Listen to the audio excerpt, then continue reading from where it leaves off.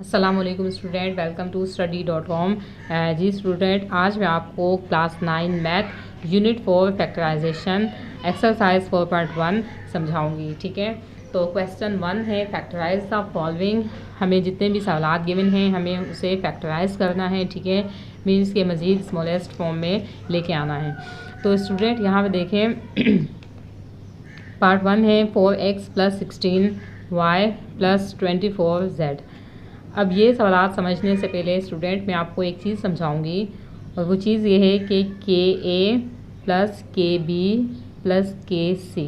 ठीक है, अब यहाँ पे देखें ये क्या है, एक्सप्रेशन है। ठीक है, और इस एक्सप्रेशन में आप देखें कि ये 3 टर्म्स मौजूद हैं और इसमें एक चीज़ कॉमन है। यहाँ देख सकते हैं आप, यहाँ भी K कॉमन है, यहाँ पे K है, यहाँ भी K है और यहाँ भी K है।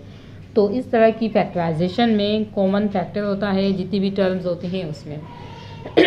तो अभी जितने भी क्वेश्चन होंगे पार्ट 1 के, उन तमाम के तमाम में ये चीज़ मौजूद होगी। ठीक है, कोई ना कोई कॉमन फैक्टर मौजूद होगा। तो चलें अभी इसको सॉल्व करते हैं। तो सॉल्यूशन देखते हैं क्वेश्चन 1 का। ठीक है, एक दफ़ा एज इट इज़ हम इसे लिख लेते हैं 4x + 16y + 24z। अब यहाँ पे देखें स्टूडेंट कि यहाँ पे ये 4 है। ठीक है, यहाँ पे ये 16 है और यहाँ पे ये 24 है। तो आप देखें कि ये तीनों जो है चीज़ें हैं 4, 16 और 24, ये तीनों कॉमन आती हैं 4 के टेबल में। ठीक है, मीन्स कि ये तीनों 4 के टेबल में आती हैं। तो मैं यहाँ पे 4 को कॉमन ले लूँगी। ठीक है, अब यहाँ देखें 4 यहाँ पे 1 बाय 1 इसको देखेंगे तो इसका 4 यहाँ पे आ गया। ठीक है, अब जो बचा वो क्या है, x है, तो हम x लिख लेंगे प्लस, मीन्स कि आप यूँ भी कह सकते हैं कि 4 1 ज़ा 4। ठीक है, अब यहाँ देखें 16, तो 4 के टेबल में 16 आएगा। 4 ज़ा 16, तो यहाँ पे मैं लिख दूँगी 4। ठीक है, और y में एज इट इज़ लिख दूँगी 4 ज़ा 16 और y मैंने एज इट इज़ लिख दिया। अब 24 4 के टेबल में कब आता है स्टूडेंट, तो 24 आता है 4 6 ज़ा 24, तो मैं यहाँ लिख दूँगी 6 और ये z में एज इट इज़ लिख दूँगी। ठीक है, मीन्स कि हमने देखनी है कि ये 4 के टेबल में 4 कब आएगा, तो 1 से आता है तो हम 1 लिखेंगे नहीं। देन 4 के टेबल में 16 कब आएगा, तो 4 ज़ा 16 होता है। ठीक है, तो मैंने यहाँ पे 4 लिख दिया। देन उसके बाद जो है 4 के टेबल में 24 6 से आता है, 4 6 ज़ा 24, तो मैंने यहाँ पे ये लिख दिया है। तो स्टूडेंट यही इसका आंसर है। ठीक है, क्वेश्चन 2 सोल्यूशन लिखते हैं। यहाँ पे इसका क्वेश्चन को एक दफ़ा एज इट इज़ वापस से लिख लेते हैं।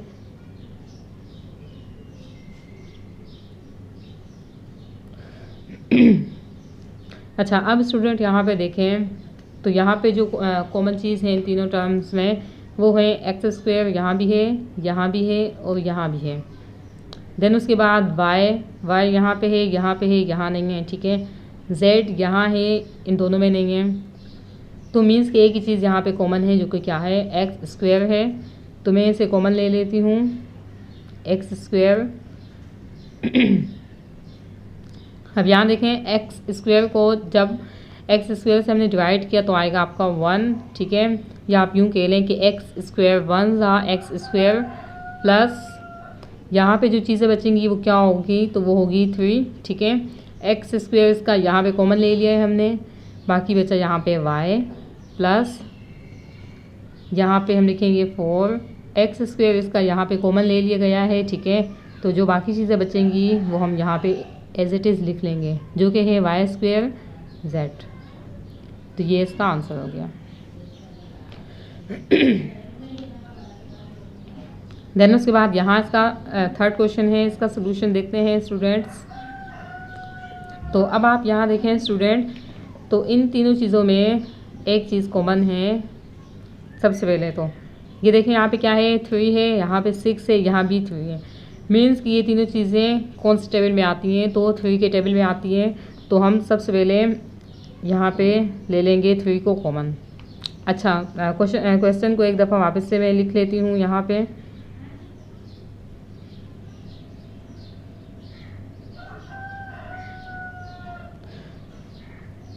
तो ये हमने ले लिया है कॉमन।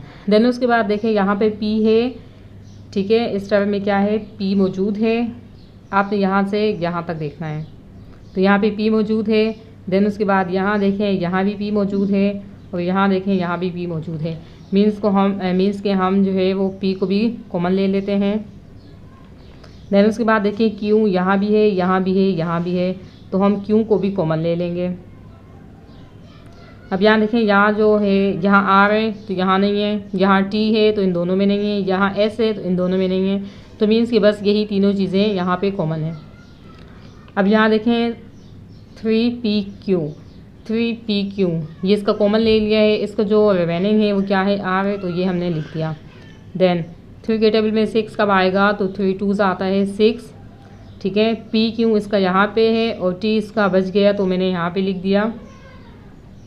देन उसके बाद यहाँ देखें, इसका 3pq यहाँ पे हमने कॉमन में ले लिया है, ठीक है।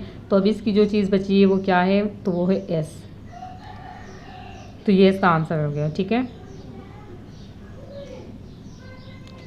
अगले क्वेश्चन को देखते हैं, सोल्यूशन लिखते हैं, ठीक है। एक दफ़ा वापस से एज इट इज़ इसे लिखते हैं, 9qr s² + t² + 18 q² r² s² + t²।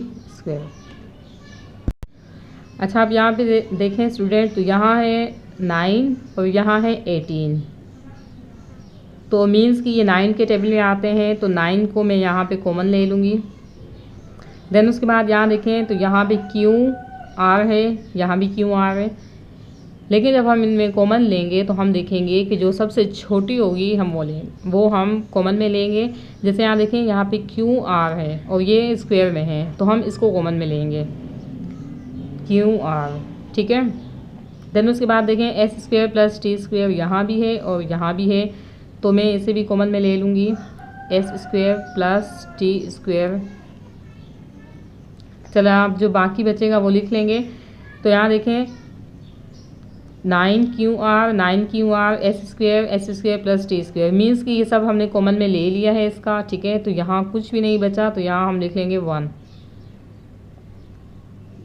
Plus 9 की टेबल में 18 आता है 2 से, 9 2 18 क्यू आर, तो यहाँ देखें स्टूडेंट, q² r² है, ठीक है।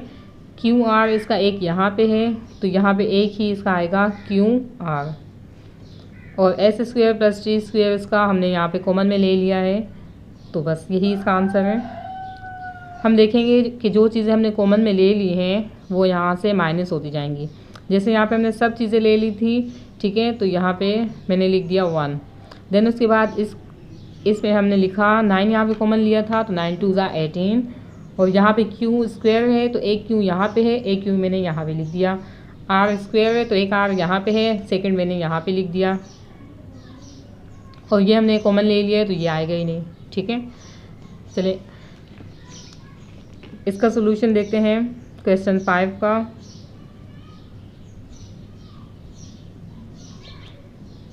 सबसे पहले एज इट इज़ हम लिख लेंगे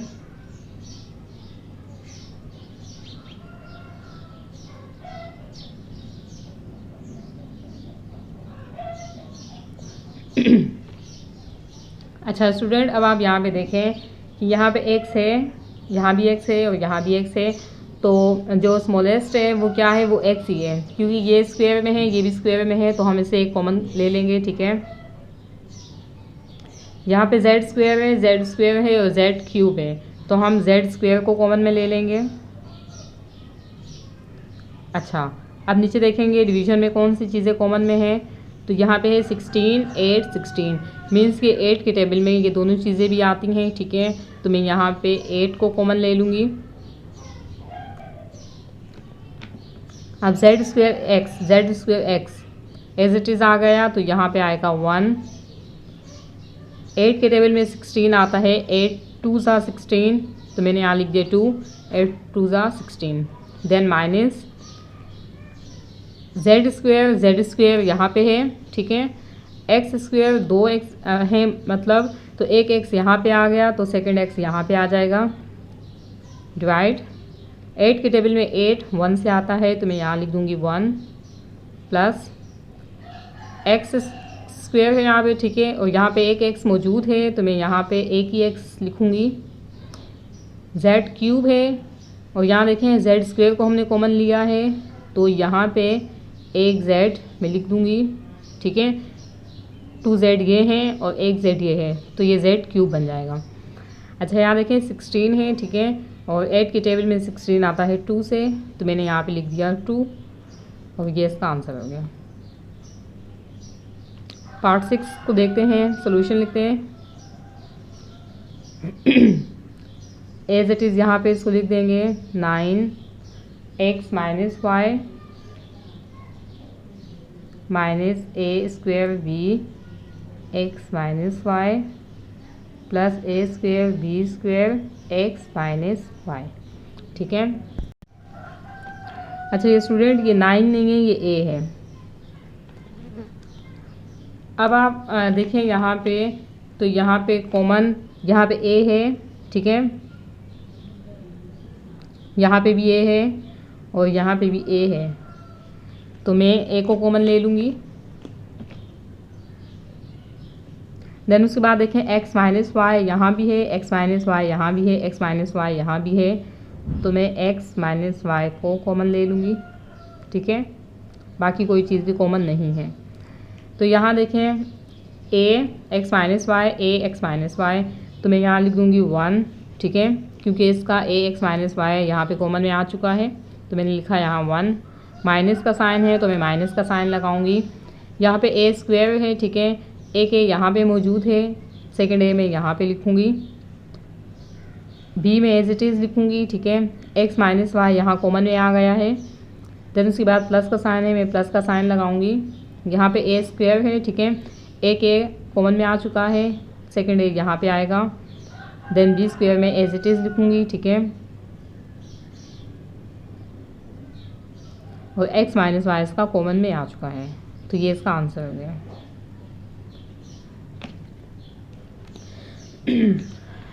स्टूडेंट ये तो हो गए, ठीक है, आप ये आपका कंप्लीट हो चुका है, ठीक है। अच्छा मैं आपको एक और मेथड बता दूं तो उस मेथड के मुताबिक मैं ये क्वेश्चन 1 आपको समझाती हूँ।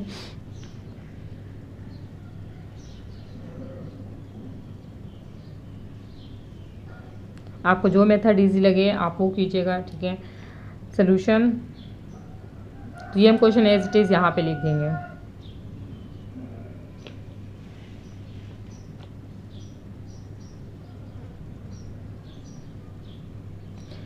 अच्छा अब आप यहाँ पे देखें कि हमें पता है कि 4, 16 और 24 ये तीनों चीज़ें 4 के टेबल में आती हैं, ठीक है, तो मैं यहाँ पे लिख दूँगी। देन उसके बाद अगर आपको समझ में नहीं आता कि कौन सी चीज़ कॉमन में निकल गई है, कौन सी चीज़ हमने यहाँ पे लिखनी है, तो उसका एक मेथड ये भी होता है कि आप यहाँ पे रफ वर्क में यूँ कीजिए कि जो ये अलग अलग टर्म है इसको अलग अलग यहाँ यूँ लिखें 4x, ठीक है, देन 16y और 24z। ये तीनों चीज़ें लिखने के बाद जितनी भी टर्म्स होंगी वो लिखने के बाद यहाँ पे जो चीज़ आपने कॉमन ली होगी उससे आप उसको डिवाइड कीजिए, ठीक है। अब आप यहाँ देखें ये 4 इस 4 से कैंसिल आउट हुआ तो यहाँ बचा x, 4 1 ज़ा 4, 4 4 ज़ा 16, ठीक है, तो यहाँ बचा 4y, 4 1 ज़ा 4, 4 6 ज़ा 24, तो यहाँ बचा 6z। तो आसानी से आप यूँ लिख सकते हैं कि x 4y 6z और यहाँ पे जो भी साइन होंगे वो आप एज इट इज़ लिख लीजिएगा। तो आंसर आया 4 कॉमन में लिया x plus 4y plus 6z। अब यहाँ देखें 4x plus 4y plus 4z, ठीक है स्टूडेंट। तो आपको जो मेथड आसान लगे, अगर आप इस मेथड से इसको सॉल्व कर सकते हैं तो ये मेथड कीजिए, नहीं तो आप इस मेथड से भी इसको सॉल्व कर सकते हैं। जितनी भी टर्म्स होगी उसको आपने उन तमाम को उस चीज़ से जो चीज़ आपने कॉमन ली होगी उसे आपने उससे डिवाइड कर देना है उसको, ठीक है, और जो भी आंसर आएगा वो आपने लिख लेनी है यहाँ पे, और जो भी साइन आएंगे वो साइन आपने एज इट इज़ लिख देने हैं। स्टूडेंट यहाँ पे एक मिस्टेक हो गई है, ठीक है, इसे सही कर लीजिए। तो यहाँ पे मिस्टेक ये हुई है कि यहाँ पे 12 है, ठीक है, और मैंने गलती से 16 लिख दिया है, तो यहाँ पे आएगा 12। तो अब आप यहाँ देखें 16, 8 और 12, तो ये तीनों चीज़ें एक टेबल में आती हैं जो कि क्या है 4 का टेबल है, तो यहाँ 8 नहीं आएगा 4, ठीक है। देन उसके बाद 4 के टेबल में 16 आता है 4 से, तो यहाँ आएगा 4, 4 4 ज़ा 16।